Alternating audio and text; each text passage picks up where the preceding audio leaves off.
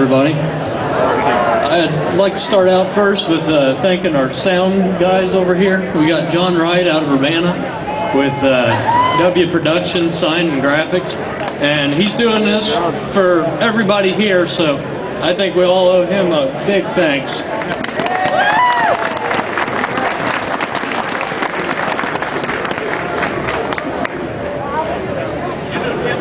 My name's Greg Whitehead, and I'd really like to personally congratulate everyone for coming out here tonight and standing up for your rights as human beings. Now, I'm not saying Americans, but I'm going to get back to that. And before I go too far, I really want to apologize. I'm not a public speaker. I don't do this sort of thing, but I'm sure you guys don't protest often either. I'm going to be reading from notes, and I try to be professional, I really do. I tried booking teleprompters, and they're all tied up in Washington, so I apologize. I don't know where I'd put them anyway. We've got a good turnout. So everybody knows and understands our reasons for gathering here today in protest. There's trillions of reasons. After 3 short months of this administration, it's already time for us Americans to stand up and send a message to our government. Today we're remembering our forefathers in Boston, and we've organized in honor of the ideals that they eventually fought and suffered and died for. So across our great nation, patriotic Americans that have been taxed beyond our ability to ignore are making a stand for the overall fiscal policies of this government. But if there's one thing that we protesters must remember today, it's that our elected officials have incredibly short memories. And even worse, there's plenty of them out there that do not love this country for the principles on which it was founded.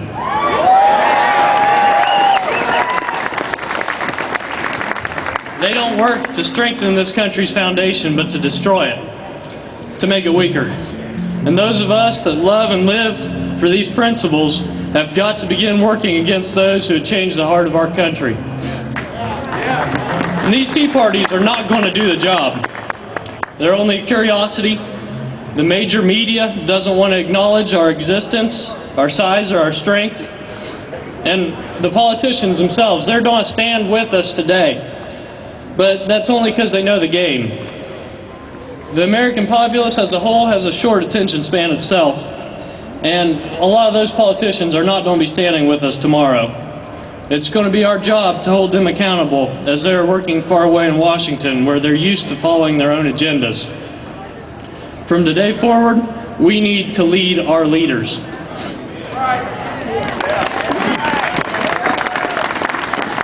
As in everything that a person does in order to be successful, we've got to know our own side of the argument. We have to know what we believe and why we believe it. We have to know why we are right. We've got to communicate an undeniable argument to our opponents. And finally, we've got to stand up for our beliefs.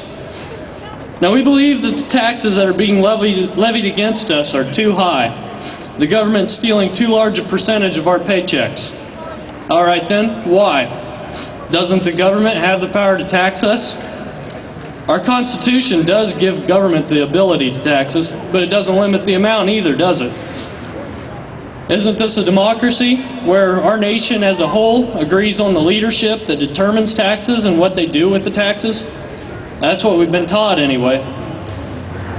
And when it comes down to this party tonight, I mean, we talk about the Boston Tea Party, but that wasn't even over high taxes anyways, was it? It is taxation without representation. Right? So, what are we doing here today? And do we have a leg to stand on? Sure. Let me start with this. We're right today because our forefathers were right at the founding of this country. The principles that they embraced are what allowed America to become the greatest country in the world. So how did these revolutionary philosophers figure out what would work? Well, it all begins with rights in their origins. The framers were clear. God created us with rights. These rights are a part of our being. They're just as characteristic of human beings as our physical bodies, our rational minds, and our free will. As we all know, Jefferson listed some of these rights: life, liberty, and the pursuit of happiness. And property was another right that he had singled out. It's sad and ironic that today, the government that they created does not want to acknowledge these rights.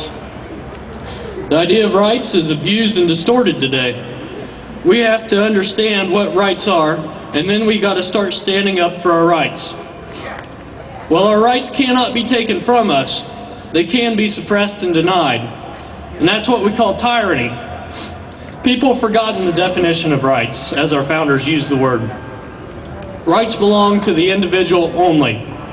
The earth doesn't have rights. My dog doesn't have rights. Our government does not have one single solitary right. They don't have the right to jail people. They don't have the right to create laws or regulate business or even negotiate with foreign nations. President Obama doesn't have one single right that you or I don't have. The government doesn't have the right to tax us either. Those are all called privileges. And privileges are granted by us, the individual, who has rights.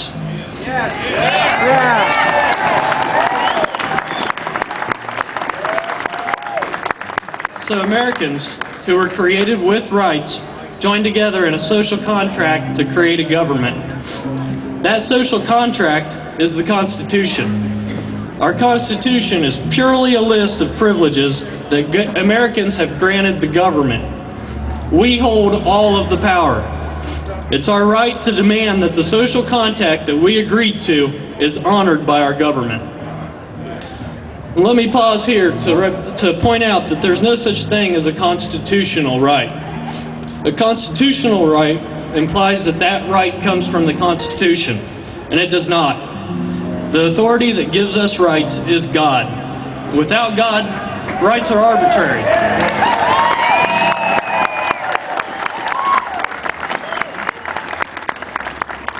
The founders all knew this, and the Declaration of Independence made this clear. Likewise, the preamble of each and every state constitution backs this up. So we've established why we have rights, or why we have power, but we still live in a democracy, right? And the majority of people believe that the Obama administration has the privilege of taxing us as they see fit, right? Well, the truth is, we don't live in a democracy. The best definition of a democracy that I've ever heard is this: democracy is 3 wolves and 1 sheep deciding what's for supper. Now, I'll be the first to warn you, there's plenty in power that will tell you this is a democracy. And if you check their teeth, I think you'll see why they say that. Democracy is nothing more than mob rule. And our founders knew this.